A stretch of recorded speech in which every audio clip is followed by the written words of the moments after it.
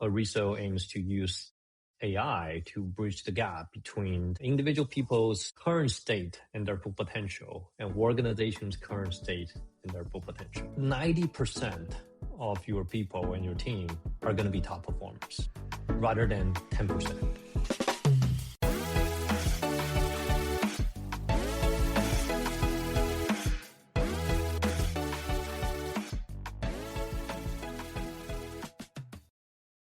Welcome to the Forward Slash podcast, where we lean into the future of IT by inviting fellow thought leaders, innovators, and problem solvers to slash through its complexity. I am your host, James Carman, and today we're talking to Erkang Zheng. Erkang is a data, AI, and cybersecurity leader with an engineer's background and an entrepreneur's mindset. I love that. He's the founder of JupiterOne, where he built a cloud-native security platform that brings clarity and confidence to digital operations. Today, Erkang is building an AI-powered platform focused on helping people and organizations reach their full potential through intelligent, personalized insights with a strong belief in using AI for good. It's a great bio. I like that. Thanks for joining. Yeah, thanks for joining us today.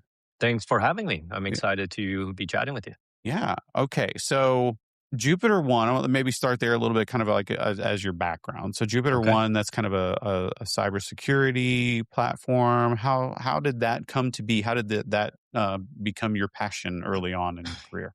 It's interesting. You want a short story or the long story? We've got editors. Let's go with whatever. We'll cut it down. Okay. If it's not. All right. Sounds good.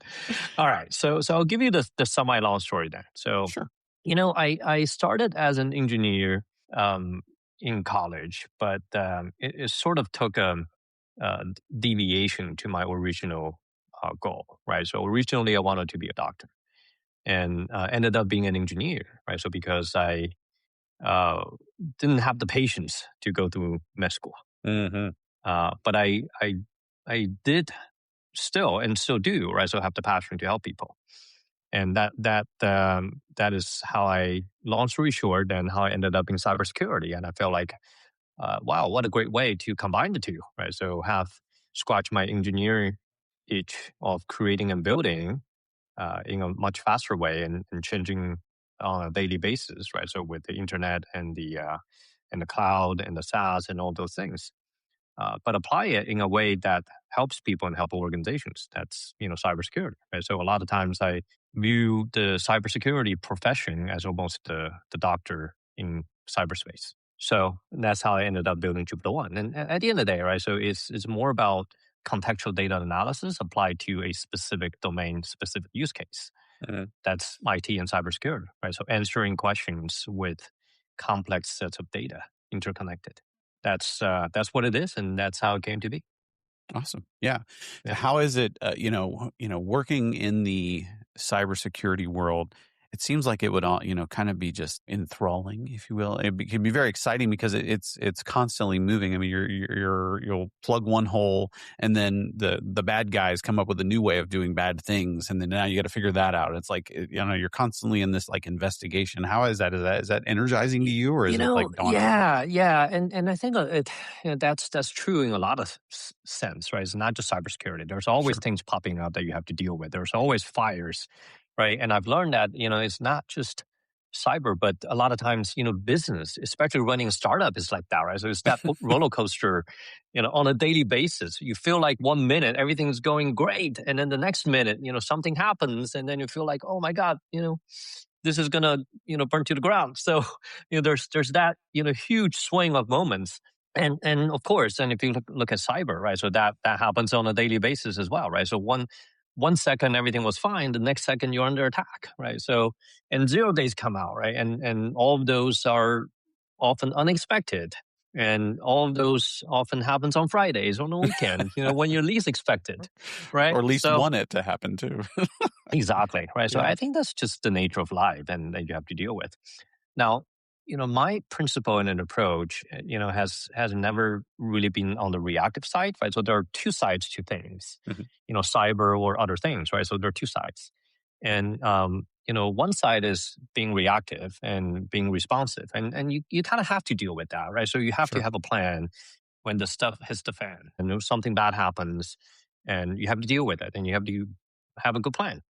And, but then I really believe, right, so that to invest early on, right, into the root causes, right, into the preventative measures, and that's what I've been focused on.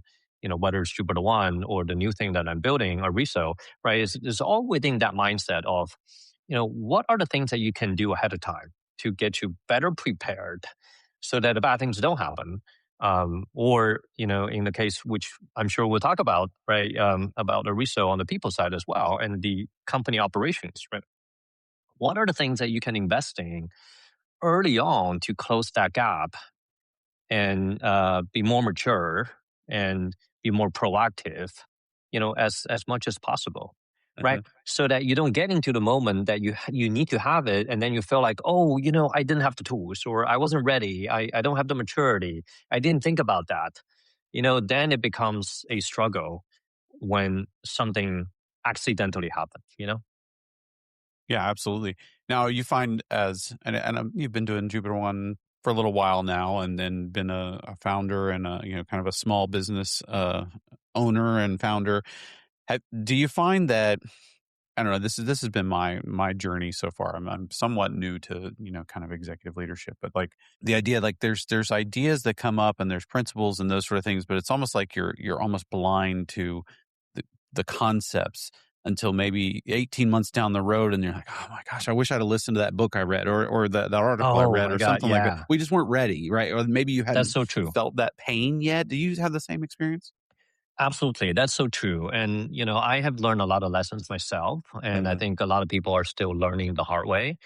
And it's just, when things are not happening, there's no pain, right? And when there's no pain, you don't, try to, resolve something that is not a problem, Hmm. right? And rarely do people think ahead of time and foresee that problem might happen, right? So then you're dealing with uncertainties, right? So that but look, the reality is there's so much that everybody's dealing with and handling. We're all overwhelmed Mm.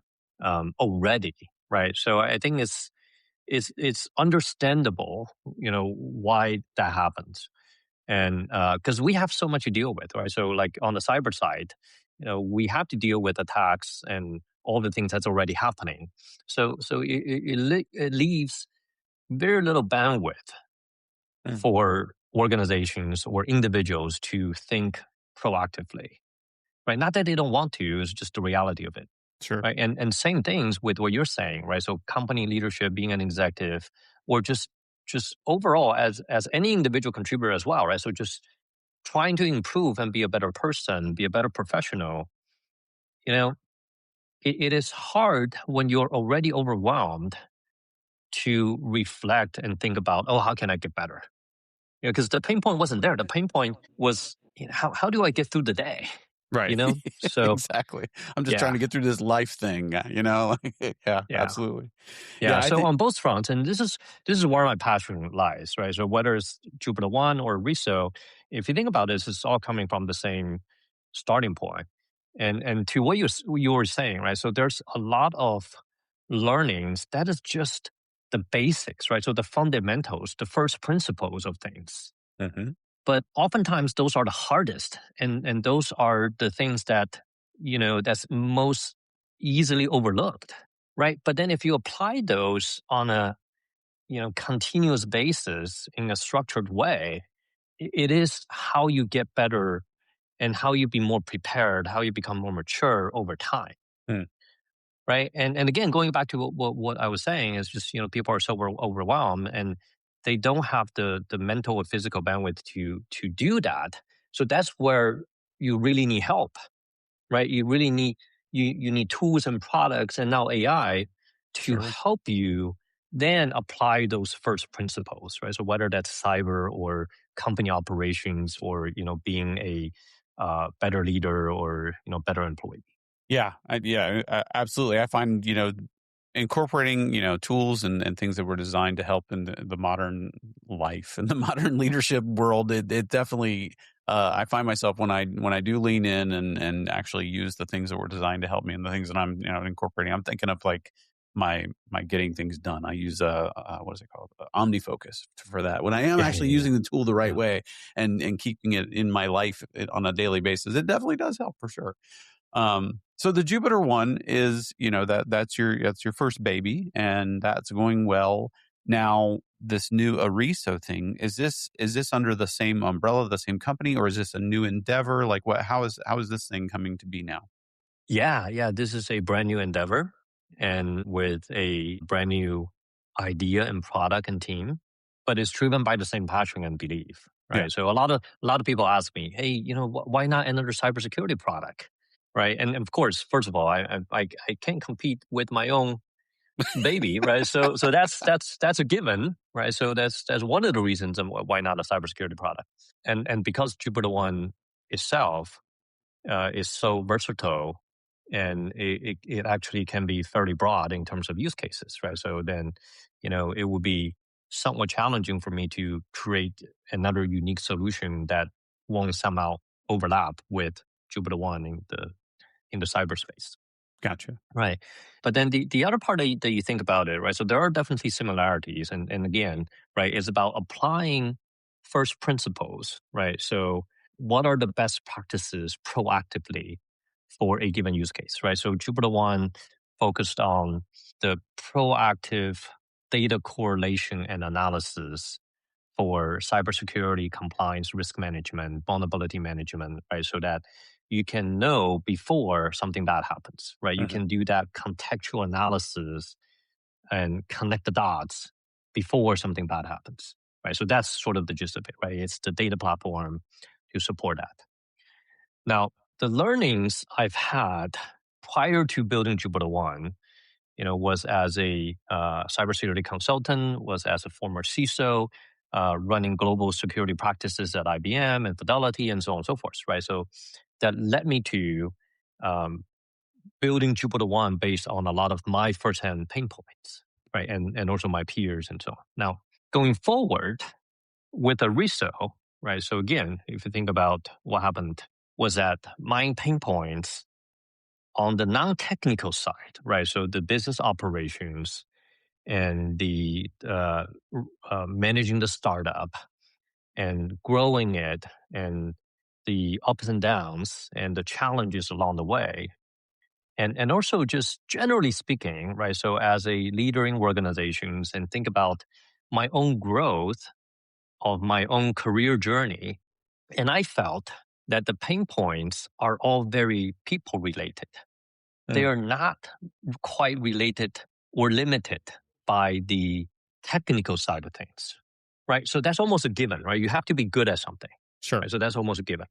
But only that you are really good at something, at a craft, is not the only factor that allows a person or a team or a company to reach its full potential, right? So I felt like it's the struggles I've had, whether it's me as an individual contributor or me as a leader in the organization or me as a founder and operator, has always been on the people side. So is the communication, is the understanding, is the context, is the silos, is the culture, right? Is the hiring and the firing, is the talent managers, all of those that fundamentally are the pain points and also the root causes and the reasons of why sometimes you're stuck, sometimes you are scaling, sometimes you're being amazing, right? So sometimes you can 10x, right? Sure. So it's all due to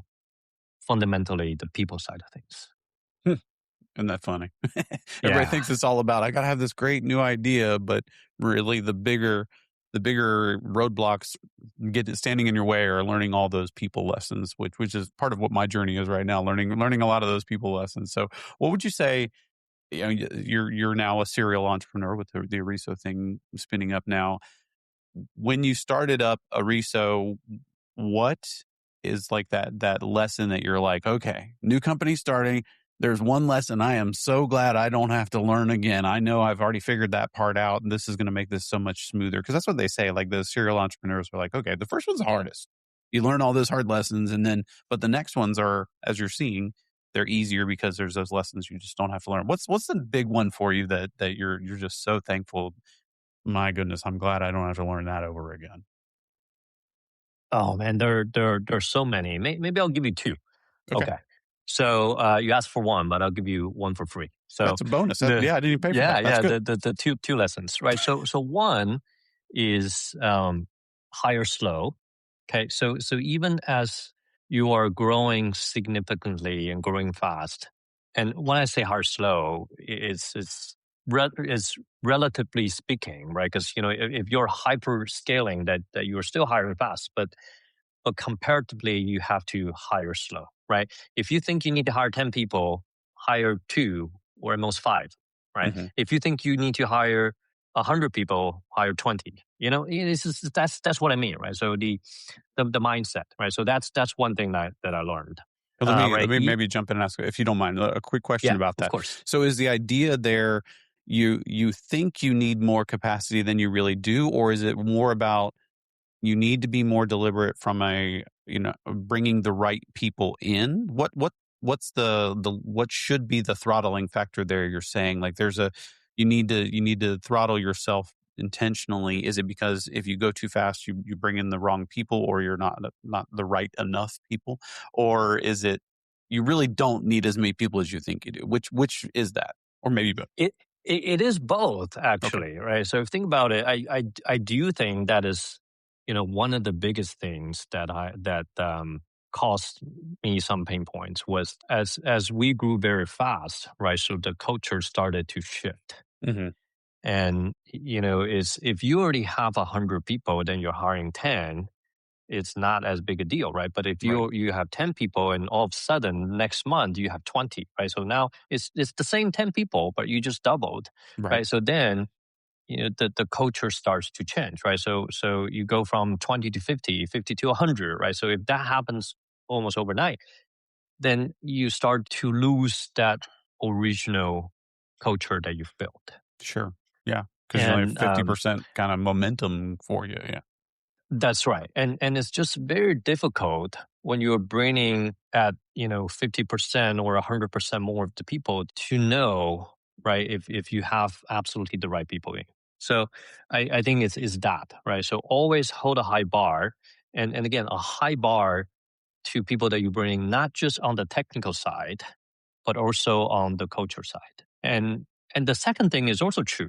The second thing is, and especially today with AI, right? Hmm. And you probably don't need as much capacity as you thought. Okay. And the point I would try to make is then proof that you need it with data. Mm. Right. Yeah. So we all have a model that we build out, right? So when we run the business and we have a model, and the model says, hey, in order to achieve, X numbers of ARR or whatever metrics that you use, right, by this time, you need this much capacity then at this moment. Okay, well, let's then prove it a step at a time, right? So I'll give you a specific example, right? So if you think you have 5 salespeople now, you need 15. Well, don't, based on the model, right? So, well, don't go off and hire 10 salesperson right away, Sure. and make sure that everyone is over their quota before you do that, Uh-huh. right? And if everyone's only hitting 50% of the quota, and then you have 5 more, there's also hitting 50% of your quota. Sure, you just double your revenue, but everybody is still 50% efficient. Mm. You know, Yeah. Yeah. Absolutely. it just costs more, and then overall the company becomes a little bit more mediocre as a result. Yeah. Okay. So All right. So I interrupted you to get a little clarity there. You were saying so when it goes to hiring, hire slow, and then the second concept was you were going on to the that. second one is on the product, right? So the product has to be, how do I put it this way? So I think the product needs to be polished from a user's perspective, not from an engineering perspective. Okay. And this one is maybe a little bit difficult to grasp. And let me explain, right? So I'm not saying that you shouldn't care about how you engineered it, right? So to accumulate tech debt, right? Hmm.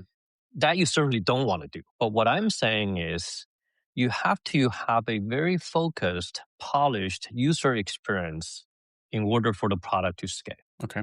And even if that goes against certain engineering beliefs, right? So, that's especially when you're building a complex, data first, data oriented platform like JupiterOne and like Ariso and that type of things, right? So there are certain approaches that is more engineeringly correct, for lack of better words, right? Sure. So Yeah. this is how permission should get configured, right? So this is what the process should take, and and so on and so forth. But in order to achieve that, the users have to jump through a bunch of hoops and be almost an engineer themselves in order to use it correctly. Gotcha. Well, that doesn't help, right? So that hurts. And so that's a big lesson learned, right? So it's that even though that seems perfect and great and correct from an engineering perspective, that in many cases is not what the end user would want or gravitate towards. Okay. So let me see if I can echo back in my own words. You're saying, like, if it comes to a situation where we often, we have to make trade-offs early on to get a product to market and get in front of folks and get some revenue moving, right? Yeah. But if you're to, you can kind of go with a user interface that might be, maybe, let's just use the word ugly for lack of a better term for me. It might be ugly compared to what the vision is ultimately, but you would say don't sacrifice that ugliness on the side of like kind of making it utilitarian in nature. You want to try to streamline that experience as much as possible. And I'm doing a poor job of paraphrasing, but like I'm trying to kind of internalize what you've said. Is that the idea? Is like really really strive for that ease of user experience and make those extra tidbits and bells and whistles first, and then bring the engineering aspects later. Yeah, make it as easy to start as possible. Right. Even though the advanced configurations may be the most correct approach, give them the simple option to start. Okay. Like the 80-20 kind of rule sort of thing. Make the 80% of the customer's life super, super, super easy. And the advanced mode can come later for those others. Oh, okay. Exactly. Okay. Yeah. I like it. Okay. Oh, this is a bit of an aside. We haven't even talked about what even is this Ariso thing, this new endeavor, this new baby of yours. And you're doing kind of the Elon Musk thing now. You've got JupiterOne. It's going to be that's your Tesla. And now you're doing SpaceX, and so you're kind of a new Elon. I hope so. I would. One day. One day, yeah. Baby steps. So this Ariso thing, tell us a bit about that. I think we've had one of your colleagues on before, so we have a little bit of a understanding, but maybe we'd love to hear from you on what is Ariso. Absolutely. Right. So going back to what I was saying a little bit before of my own pain points that I've realized have always been on the non-technical side, and organizationally have been on the people and culture side. Right. So that is what Ariso aims to solve. Now, Ariso aims to use AI to bridge the gap between individual people's current state and their full potential, and organization's current state and their full potential. So let me unwrap that a little bit, right? So, that sounds great, but what does that mean, right? So what is it? All right. So what that is using AI to provide a support system for employees in the organization so that 90% of your people and your team are going to be top performers rather than 10%. You have my attention. Right. So if you think about it, most organizations have this mindset, right? So the mindset is, yes, we have the top 10% top performers. They're the best. They're the A team, and so on. We invest in them. We give them additional training, additional coaching, right? And if they are leadership and management, we give them executive assistants, executive coaches, continue to grow them, and so on and so forth. Okay, but sounds great. But if you take a step back and think about this a little bit more, you are investing in 10% of the company, which means you are not investing in 90% of the company. Which one is bigger? I don't have to do the math for you, right? Yeah. So, but the reality is, again, it goes back to practical limitations. We only have so much bandwidth. We only have so much resources, so much money. And of course, we're going to invest in the best people we have to continue to grow them, to retain them, and so on. Makes sense. And that's just because the resources and the budget are not available, right? So what if I tell you, especially with AI, that you have this opportunity with the same level of resources, and maybe even less, right? So with the same level of budget that you would investing the 10% of the top performers, investing 100% of your company and your employees, make everybody stronger and better. And as a result, you have 90% of people that you can say that they are the top performers. They're great, they're the 18, right? I'll buy that. So, yeah. Yeah. So it's like and like democratizing excellence kind of is that maybe That's fair? that's a great way of putting it, right? So democratizing excellence, democratizing the resources and support systems that previously were reserved for the executives and the 10% of top performers, right? Now, do the executives still get like they fly first class and all that? That's still happening, right? That's still a thing. Like, that is a whole company. That is up to them, right? So that I have no control over. Yeah. So yeah, that's the company thing. All right. So the concept is straightforward. So we established that. Right now that let's go a step deeper, right? So what does that look like? So now if you think about what do the top 10% people get that help them got there and continue to stay there and continue to go up, right? Again, it's not the technical skills, right? If you think about the best person in the crowd, whether it's an attorney or doctor or whatever, right? So compared to all of the others, the technical difference are probably minimal.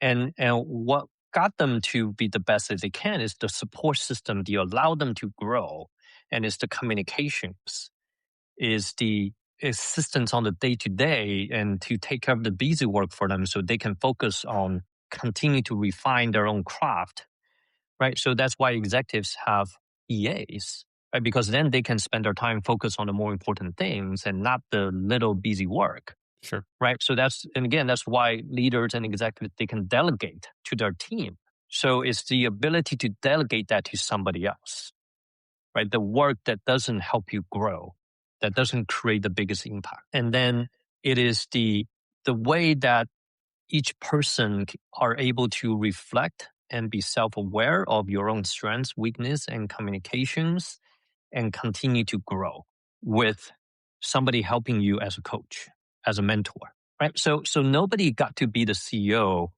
overnight. And along the way, I look at my journey, right? So I was fortunate to have a lot of that support system, people who helped me as a coach, as a mentor, and so on, right? And later on in my career, I've been fortunate to be able to do the same for other people, right? So become their coach and mentor and so on and so forth, right? And it was that, and the coaching and the mentorship was never really technical.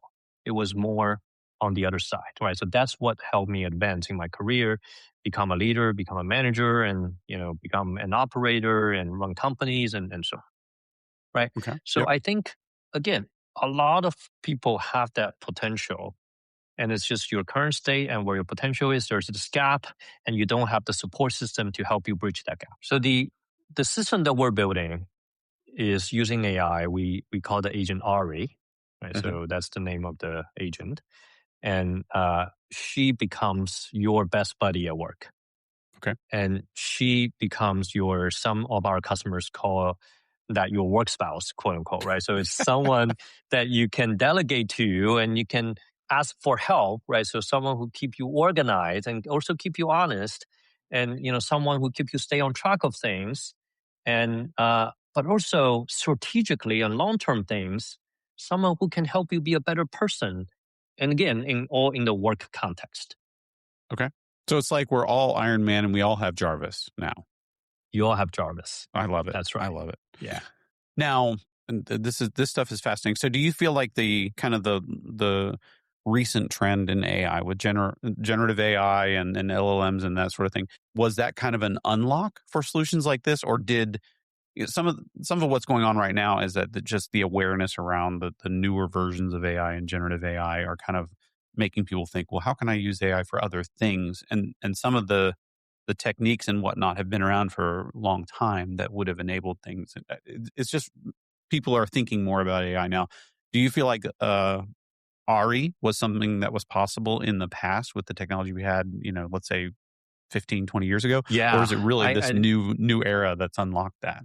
it definitely is new, right? So without AI, this wouldn't have been feasible, Okay. or it would have been a huge undertaking, and it certainly wouldn't be feasible with a small team building this as a startup, right? So there, and it's we are not building our own models, right? To be honest, Sure. and we are using the available models out there, right? So whether it's OpenAI or Anthropic or Google Gemini, right? So we're using different things behind the scenes, and it is that allowed us to unlock the other parts, right? So, but what we are doing, the secret sauce, is not the model itself. It's about the workflows. It's about the contextual understanding of you as a person, and then everybody around you in the organization on the team, right? So to take that collective intelligence to apply that and use Gen AI as the engine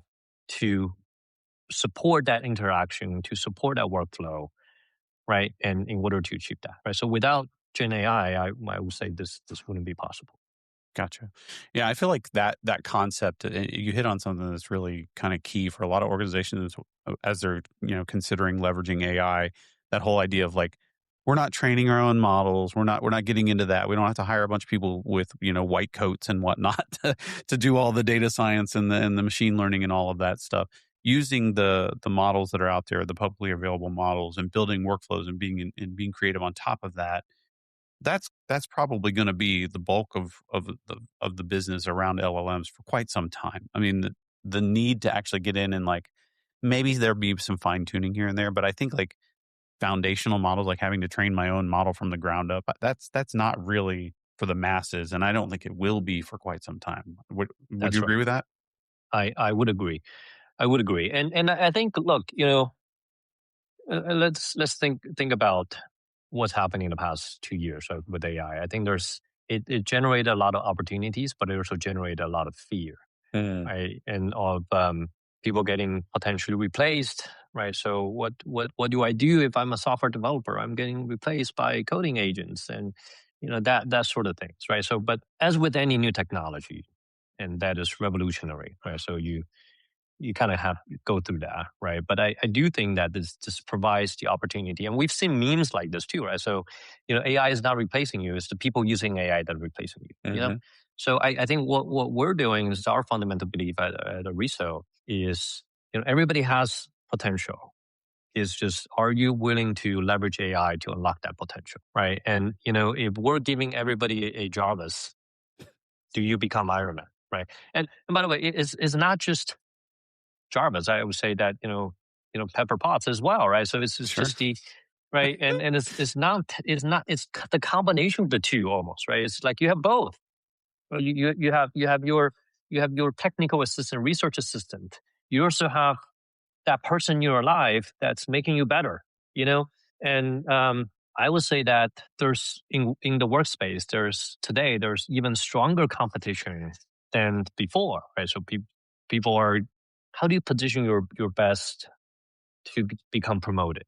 I just say, right? I mean, that's like a lot of people want that, right? Right, of course. And then again, it goes back to, if you have access to the right tools and the right solutions, then you have the strongest and best shot at becoming the best, getting promoted or becoming the top performer and the top player and all of that. Getting a great parking spot, all of the good things that happen with that. Yes, The parking spot. yeah, the parking. Yeah, all of the a things. seat on the private jet. Yeah, exactly. Yeah, that's right. Now, we're gonna have to transition, but I would be remiss if I didn't ask you, because I know you're involved on in the education world a bit, right? You have some involvement with NC State, is that right? That's right. Yeah, I've been on the So, computer science advisory board. yeah, the advisory board. So, how is education? I know early on, as you said, there was a lot of fear around generative AI in the education world. How is the education world? Are they embracing generative AI? Are they jumping right in? Like, what's the climate like right now in higher ed, at least with respect to generative AI? I think there's still a mixture. right? So a mixture in the academia and the research community. And I think it's getting better that people are more acceptive and adopting AI today than a year ago. But there's still a little bit of that resistance from certain parts of the I'm not talking about interstate specifically. I'm just talking about generally, right? Sure. So Yeah. the research and academia community that are somewhat um, reluctant, or in some cases maybe resistant to using Gen AI because whether it is fear or whatever reason, right? There's still that, but I actually think the biggest hurdle in education itself is the speed of change in the system. Okay, Okay. it's not the desire. There's a strong desire to teach students about AI, right? There's a strong desire to come up with AI curriculums, to come up with AI oriented courses and tools to let the students and teachers use and experiment with AI and so on and so forth, right? But I think it's the overall system that is very slow to change. Like, for example, you still have 4 years degrees and you still have the same number of credits requirements. You still have all these things, right? And the structure and the classes are still structured the same way, even if the contents may be changing, right? So there's a lot of things that are slow to change, while the whole world in the past 2 years has dramatically changed. Absolutely. Right. So think about, 10 years ago, right? If you say that as long as I have the right course, as long as I, study the right things, and 4 years later, I get a degree and find a job and I get additional training on the job and so on and so forth, right? But today is different. Companies are not hiring junior people anymore because junior people are replaced by AI, right? Whether it's coding or writing reports or taking notes or, being an analyst or, whatever function and profession, right? So it is difficult to join the workforce as a junior scaled person. Then how do you become senior?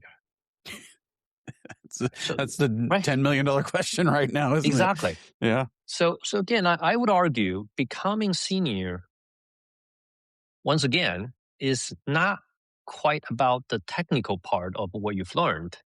Is about how did you apply that learning in real life experiences. Okay, and it's the application of the skills, and it's also the how do you work with others on a project, on a team, in a real customer problem, and so on. Right? How do you apply that in workforce? So all those things, the university structure today is not quite set up to do that. Right? So you had, and again, you think about this, right? So you had 4 years of time, but that entire 4 years, you're going from class to class to class to class, rather than you are working on a project as a team, applying your skills. Right. Right? It's the problem of the system and the structure, not the desire, the mindset of the people who wants to, or not want to apply or learn AI. Is higher ed, is there an awareness? Do you think it's a pervasive enough awareness that they're trying to fight some of that inertia that they have now of like, this is just the way it's always been? Are they willing to change? Are they active in evolving the higher education systems right now? There is Okay. a desire to change, but I think it's a little bit of an uphill battle. It's just Mhm. the change comes slowly, and there's so much. And I fortunately had a little bit of that insight and sitting on the board and having some visibility into the actual challenges that they face, right? And every time we talk about this, it's not about they want to do it, but Mhm. there's constraints, there's practical constraints as limiting factors from budget to grants to timing to approval process and all of those things. It just doesn't happen overnight. I think it's going to take years, and I think I do think there's enough desire and will to make it happen eventually, but it could just take a long time. And as a board member, how are you feeling you're doing at encouraging them to take that first bite of that elephant so they can eventually eat the whole thing years down the road? Has that been a struggle? I think that NC State is doing a fairly good job at taking that first step, right? So launching Gotcha. courses, and and more importantly are the programs, right? And you've seen other universities do that as well, right? Stanford, MIT, and so on, right? So they're making free programs. They're doing AI focused programs and all those, right? So I think those are all great first steps, right? Entrepreneur programs. There's a great entrepreneur program at NC State. Right, so all of these are outside of um, the rigidness of the typical process and the typical structure, right? Okay. And another example at NC State was the the AI and Data Science Academy that is cross university, right? So Mm. it's not tied to a particular school or degree, right? So there are things that universities are trying to get there, right? So a little bit outside of your already in place process and structure. So they're taking even like what kind of some of the organizations, even enterprises the approach they take where they innovate at the peripheral, at the edge, so to speak. That's They right. do the Yeah, innovations. But once you try to get down in that core of the system, that's the thing that's going to take the longest to kind of, okay, I got you. yep, Okay. yep, Makes sense. And hopefully you can develop some momentum at the edge to try to work your way in towards that core and right, even right. explore what works and what doesn't. Because, as you said, we've Yeah, only been doing this thing yeah, for a few years now. And so it's all yeah. kind of new. Yeah, and I'm glad that you brought it up, right? So because I think that fundamentally, this AI has changed so much for us in the world, and the next phase relies on some fundamental changes for the education system, Mm. right? So that we prepare the next generation, the next, wave of entrance to the workforce, right? So the students to get there, right? Otherwise, we're going to have a huge gap from a talent perspective, from the society perspective as well. I think human beings are pretty resilient. I'm bullish on our success rate there. I think like you think of what we did during COVID. There was Yeah, this like every business shut down, new businesses popped up. And I new agree. ideas for how do I make money? How do we keep people busy? I think we're going to Yeah, see the same sort of thing even with this generative AI. I know there's a lot of doom and gloom. Oh, 90% of jobs are going away, blah, blah, blah. But I don't know. I think we're a pretty resilient species. I think we're going I to be agree with okay. you. Yeah, And look, there are people that are doing the best they can to help, right? So sure. and I will call myself one of them, and we want to build the right things and provide the right solutions to help us get there. Absolutely. All right. Well, this has been a great conversation so far. We've touched on a lot of different things. This has been really great. But we have to move on to our next segment of the show called Ship It or Skip It. Ship or skip. Everybody, we got to tell us if you ship or skip. This is kind of our take on hot or not kind of a thing. Ship it meaning yes, we like that, or skip it meaning nah, I'm not for that. Most of the answers are it depends. I'll tell you, that's a lot of folks That's right. kind of give me Yeah, those yeah, yeah. wishy-washy answers. All right, so one that's been very popular, a lot of folks have been wanting to talk about vibe coding. What is your take on vibe coding? It depends. I just said I didn't want that. No, I'm just kidding. Were you not expecting that? Yeah. Yeah. But I agree, it does. But go okay, ahead. okay.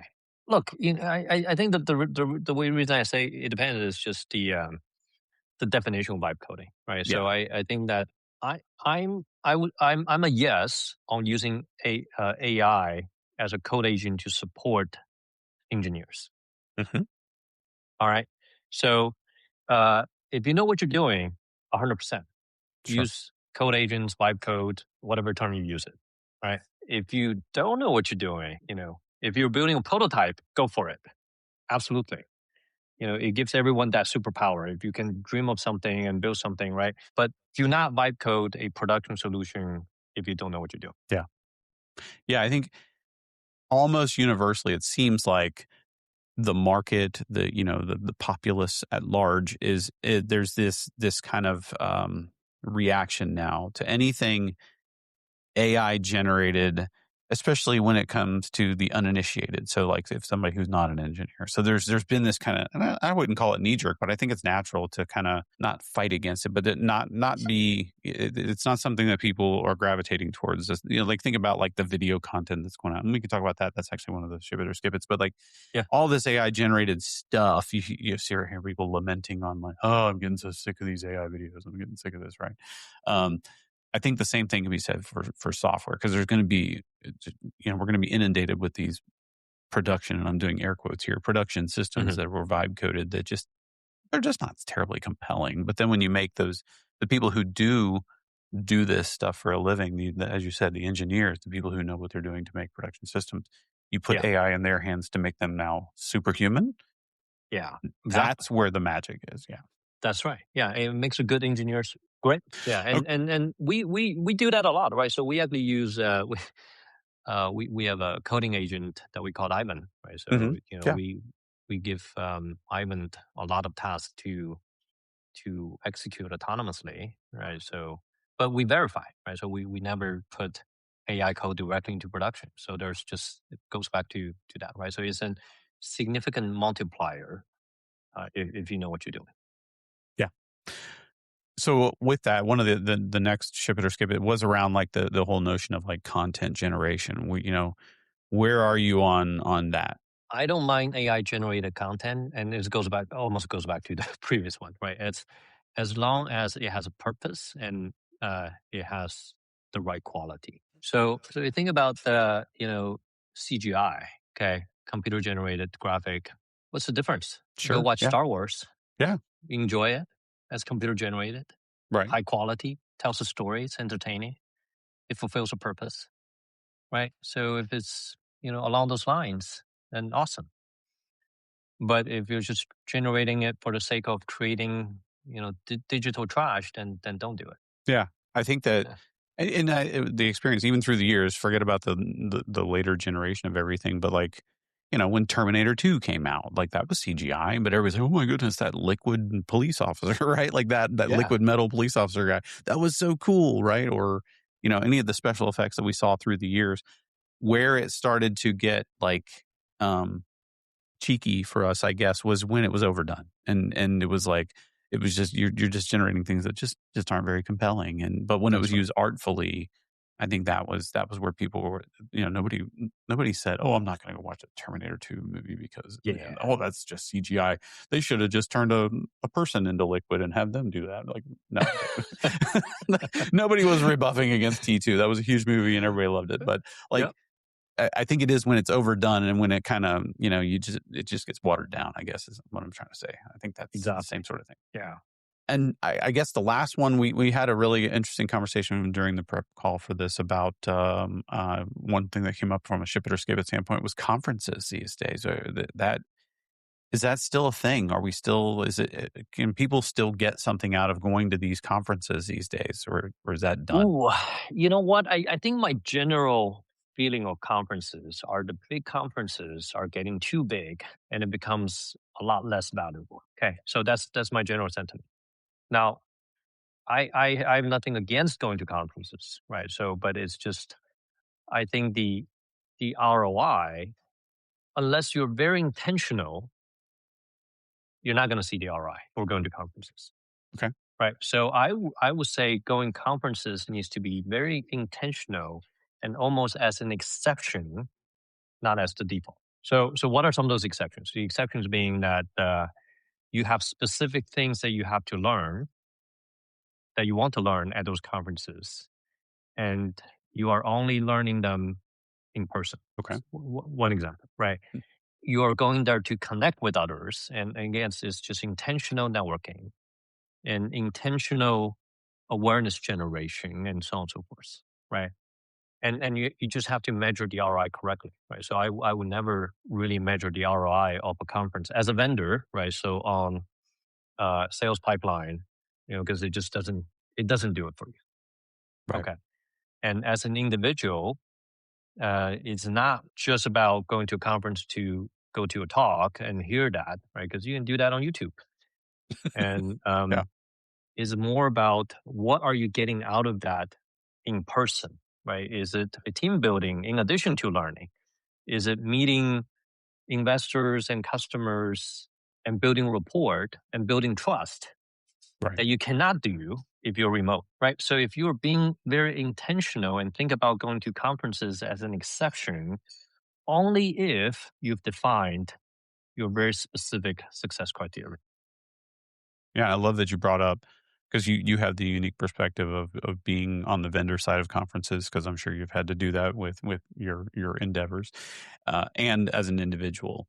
You always hear when it comes to conferences, like, oh yeah, the conference is great and everything. Oh yeah. But the real magic of that conference are those, and again, I'm doing air quotes. It's very bad on a audio only podcast for me to do air quotes all the time. I have to say I'm doing it. Anyway, air quotes around like those hallway conversations. That's where the real magic happens and stuff. And I think I love that you said, like, okay, we're taking our team to this conference. It's a team building exercise for us to be together, but we're also talking to the market, hearing from the market, understanding, oh, this is great, but it doesn't solve this need. Like there are people that are purposefully coming together around a certain domain to share things with one another. Yeah. So yeah, you get real time feedback on messaging, right? And you get, because it is a centralized event where people do go, so you can connect with others that otherwise would have to be scattered across different locations, and you have to travel a bunch in order to do that, right? So there are definitely ways that you get your time and money worth at conferences.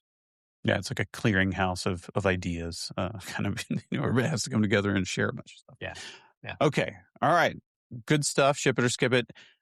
We have our final segment of the show. And if you've listened to the show, you're familiar, but those of us just tuning in, I have to explain this because of the importance of this part of the show, our lightning round.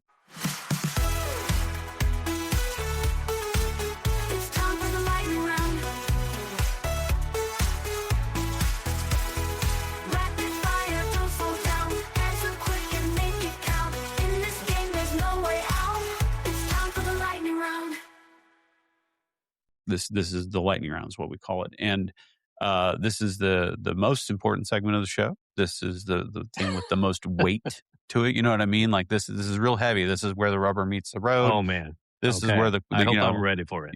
I hope so too. And that's why I'm trying to prepare you and make sure you understand how mentally prepared you need to be for this. Boy.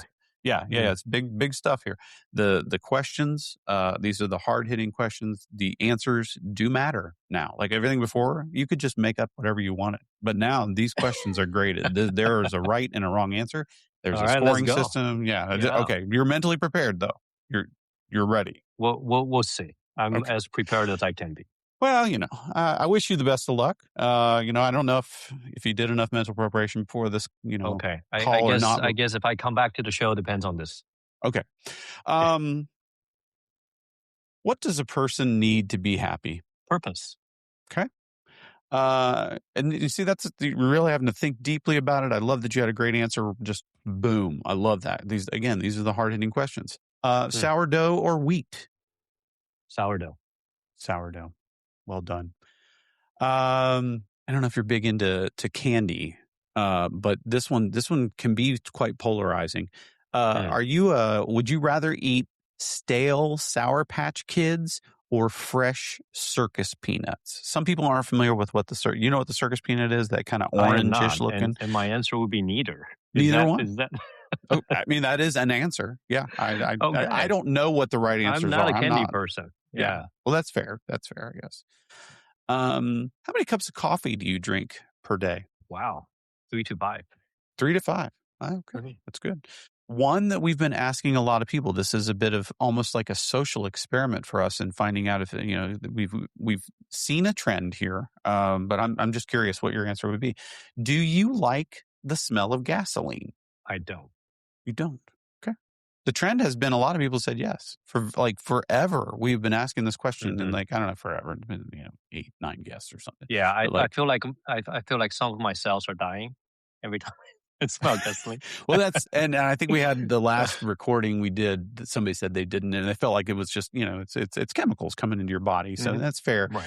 But when people do say yes, I think the phenomenon isn't so much that the smell of gasoline is appealing. It's really an associative thing. Like, oh yeah, the smell of gasoline reminds me of going out on the boat with my uncle or taking drives in the. It's like it's always like an associative thing. It's not like, I see. Oh yeah, I can smell that for hours. Right? I can see that. Yeah. Well, see, I don't have a relevant association. So yeah, the only thing would be like getting gas at the gas station. So right, and that's you're not just sitting there, at the pump. No.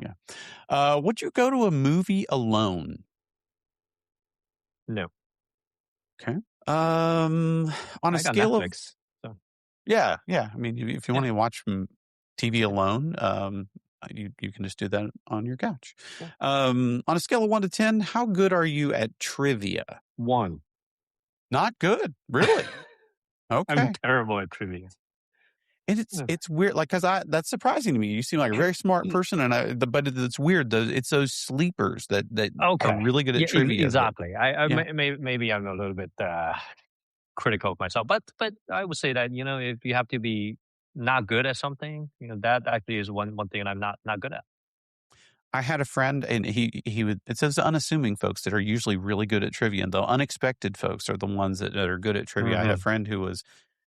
He's a smart enough guy, but like you wouldn't think of him as like, academic excellence or whatever. He's kind of a football player, jock kind of a dude. But I'll tell you what, man, he did, hey, let's go play Trivial Pursuit. Never say yes to this dude. He was amazing at it. It was like, he was like sharking you. I'd never play for money. And you know what? I'm just gonna set a low expectation here, right? So if next time we go on trivia and I answer one question correctly, I'll be like, yes, let's high five. High five, right? Because I'm a 1. So yeah. If I tell you 5, then you have a higher expectation. So no. Do you think rats are cute? Do you find rats to be cute? Only in movies. Only in movies. Okay. I mean, and in many movies, to be clear. Okay, like Ratatouille kind of a thing. Yeah. It is kind of cool. Hiding in the hat, cooking the food. Yeah, I love it. Yeah, I can watch that all day. What are you having for dinner tonight? I have no idea. I haven't thought that far. I mean, it is only 12:30, so that's fair. Okay. Yeah. What is I don't even know what I'm having for lunch. Just I know. Yeah, I'm the same way. I don't know either. Probably just water. What is your favorite season of the year? Fall. Okay. Well, you live in North Carolina, so it can get a little toasty down there, I guess. Great colors, and it's not too hot, not too cold. It's perfect. And it's not the spring when all that you guys get that pollen. The pollen. Oh my God, brutal. That's terrible. Yeah. Okay. I like that answer for North Carolina. All right, and finally, again, this is where we really get to know a person. What temperature do you like to set your thermostat? 75 in the summer. Okay. What about the winter? 65. 65. That's on the extreme. I've heard people do the same thing where they have like a, that kind of range thing going on, but it's usually like 72, 68 there, but it is kind of seems like it's centered on 70. That seems to be a natural phenomenon for some reason.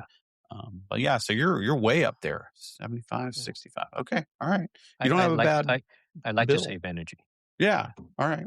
Well, you're down there near Duke and Duke Energy and those sort of things. So they send you that report. Here's how you can save money. I want to do my part to save the planet, Absolutely. No, you're doing a good job. Okay. Well, that wraps up the lightning round. Again, we'll tabulate your scores. That comes out in about, I believe we're at about a month and a half, 2 months now. Wait, there's a score? There's going to be a scoring out. We'll share it with you privately. Well, we don't, because sometimes people are disappointed in their score, and we don't want to announce that publicly. So we'll share that with you privately. After the fact. I'm curious. Yeah. I want a high score. Yeah, 6 to 8 weeks or so it takes us to tabulate everything. There's an algorithm. We did train our own foundational model for this. It's a lot. It's a lot of science. I don't want to bore you with it, but there's a lot going on. Yeah. Anything coming up for you? Are you giving a talk anywhere? Are you guys on going to be at a conference anywhere? A book coming out? Are you doing a one-man show on Broadway? Anything like that you have coming up soon that you'd like to share? I'm certainly not doing the Broadway thing, but Okay. yeah, we actually have a big event coming up. We have we're doing a GA general available launch of the product end of the month. Okay. So Oh, yeah, wow. Okay. I'm excited. looking forward I to that. actually want to check it out for sure. I'm really, I think this, RE thing, it's piqued my interest. So I got to check this out for sure. Awesome. Yeah, Yeah. I like the sound of that. Yeah. Well, thank you so much for being here. This was a great conversation. I had a lot of insights. We were all over the place. Higher ed, we delved into that. We talked Yeah. about what can we do as founders, and what are the lessons learned on founding companies, and here's the quick answer to spinning up a new company. You don't have to learn this lesson. You gave us 2 of those, so that was cool. We only asked for 1. We got 2 of those. But yeah, thank you so much for coming and being on the show with us today. We really appreciate it. Well, thank you. This has been fun. Yeah, absolutely. And you guys look out for the Ariso to be releasing a general availability of their product here very soon. Be on the lookout for that. Where can they find that? What's the web address for that, by the way? Ariso.ai. Ariso.ai. Okay. How expensive are those .ai domain names these days? Are they pricier than like your .com? Yeah, they are actually a bit pricier, but they're not bad. I think it was like around $50 or something a Oh, year. that's not bad. Okay, that's Yeah. they're not killing us on it. Okay. All right. Well, if you'd like to get in touch with us here at the /, drop us a line at the / at Calibrity.com. See you next time. The / podcast is created by Calibrity. The / team is director and producer Ryan Wilson, editing by Steve Baradelli, marketing support by Taylor Blessing, and I'm your host, James Carman. Thanks for listening.